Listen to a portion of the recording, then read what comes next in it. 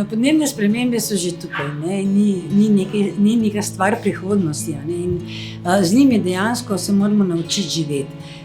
Nas pa čakata dve nalogi, ne? Ena je seveda blaženje podnebnih sprememb, zmanjšati izpuste v najožjem smislu, druga seveda je pa prilagajati na neizbežne učinke spremenjenega podnebja. In ravno prostorsko načrtovanje je močno orodje, ne? Da po eni strani zmanjšamo izpuste predvsem iz prometa, iz boljšega vidika, boljše infrastrukture, po drugi strani ne, pa je treba razmišljati, kako se obvarovati pred poplavami, ki bodo pogostejše, pred pomanjkanjem vode, kako vzpostaviti neko zeleno infrastrukturo, ki nam bo lajšala tegobe podnebnih sprememb. Spremenil se bo tudi padavinski režim, najbolj nas pa pri tem skrbi povečanje jakosti padavin, torej da ob kratkem času zapade zelo veliko padavin, ki jih pa naši sistemi naravni in pa tudi umetni gradbeni ne morejo dovolj učinkovito odvodnjavati.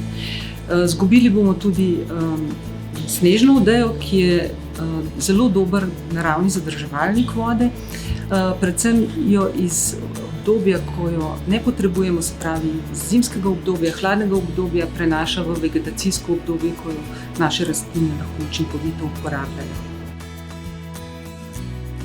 Že dlje časa pravzaprav poznamo rešitve na različnih področjih, ki nekako ustrezno naslavljajo po eni strani potrebo po blaženju podnebnih sprememb, po drugi strani še bolj prilagajanje na podnebne spremembe, se pravi na pričakovane recimo daljše suše ali pa povečane padavine, povečane temperature, vendar pa nekako ne pride do večje uveljavitve teh rešitev.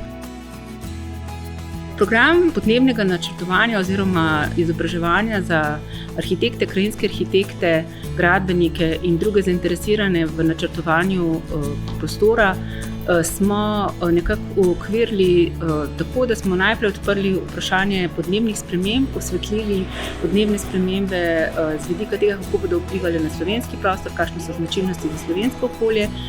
Potem pa v treh sklopih nekako naslovili tri ključne teme. Trajnostna mobilnost, urejanje javnega prostora in zelenih površin in pa na koncu danes odpiramo načrtovanje in upravljanje voda v urbanem okolju kot temo, ki je daleč najbolj izpostavljena v našem prostoru.